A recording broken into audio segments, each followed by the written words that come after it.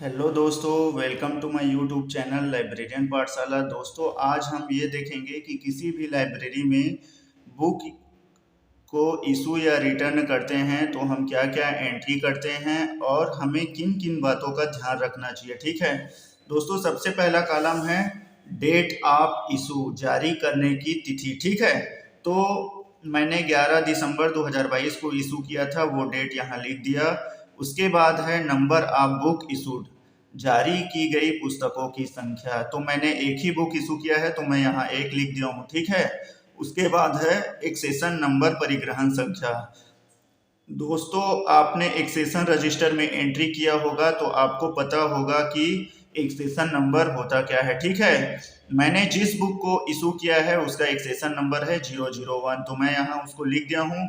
साथ ही नीचे में ब्रैकेट में मैंने क्लास नंबर भी लिख दिया है। ठीक है, तो क्लास नंबर लिखने से हमें ये पता चलता है कि उस सब्जेक्ट का बुक कितने बार इशू हुआ है और किस सब्जेक्ट का बुक सबसे ज़्यादा इशू हुआ है। ठीक है, उसके बाद अगला कॉलम है नेम ऑफ बुक, पुस्तक का नाम। जिस बुक को इशू किए हैं उसका नाम लिखेंगे। जैसे मैंने इंग्लिश ग्रामर एंड कंपोजिशन का बुक इशू किया है तो मैंने उसको लिख दिया है। उसके बाद है टू हुम इशूड, किसको जारी की गई। जिस स्टूडेंट को हम इशू किए हैं उसको नाम लिखेंगे। जैसे मैंने अक्षत वर्मा क्लास 10th ए को इशू किया है। साथ ही हम नीचे में उसका लाइब्रेरी कार्ड नंबर लिखेंगे उस स्टूडेंट को का जिसको हमने इशू किया है। ठीक है, जिस स्टूडेंट को इशू किया है उसका नाम लिखेंगे, क्लास लिखेंगे और नीचे में उसका लाइब्रेरी कार्ड नंबर लिखेंगे। ठीक है, उसके बाद है सिग्नेचर। सिग्नेचर में जिस स्टूडेंट को आप इशू किए हो उसका साइन लेना। उसके बाद है ड्यू डेट ऑफ रिटर्न, पुस्तक वापसी की नियत तिथि। दोस्तों, हर एक लाइब्रेरी का रूल रहता है कि उसको बुक को 7 डेज के लिए करना है कि 10 डेज के लिए करना है कि 15 डेज के लिए।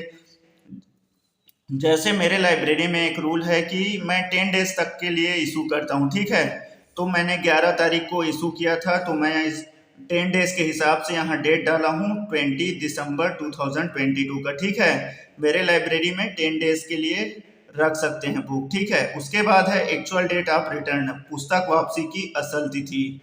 जिस दिन स्टूडेंट उस बुक को रिटर्न करेगा वो डेट एक्चुअल डेट होगा। ठीक है, तो उसने 30 दिसंबर को किया, उसको मैं यहाँ लिख दिया हूँ। ठीक है, ड्यू डेट ऑफ रिटर्न मतलब जिस तारीख तक उस बुक को जमा करना है, अंतिम तिथि है, वो date due date of return होगा। ठीक है, उसके बाद एक्चुअल डेट ऑफ रिटर्न वो होता है जिस दिन स्टूडेंट उस बुक को जमा करता है। ठीक है, उसके बाद है फाइन।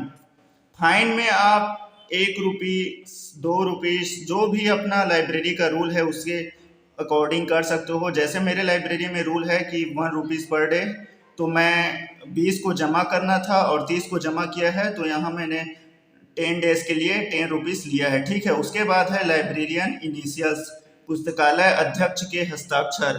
तो इसमें जिस दिन वो स्टूडेंट बुक को जमा करेगा उस दिन लाइब्रेरियन यहाँ साइन करेगा। ठीक है, पहले से साइन नहीं करेगा। जिस दिन स्टूडेंट उस बुक को जमा करेगा उस दिन लाइब्रेरियन यहाँ साइन करेगा। उसके बाद अगला कॉलम है रिमार्क का। रिमार्क वाले कॉलम में हमको ये लिखना है कि जब भी बुक रिटर्न होता है, जो भी बुक इशू करते हैं वो रिटर्न होता है, तो उसमें कोई पेज फटा तो नहीं है, कोई पेज निकला तो नहीं है, या फिर उसमें कुछ कोई भी तरह से इंक वगैरह तो लिखा तो नहीं है, या फिर कई बार ऐसे होता है कि वो बुक ही गुम हो जाता है उस स्टूडेंट से, तो उसको हमको लिखना है कि बुक गुम गया है उसका।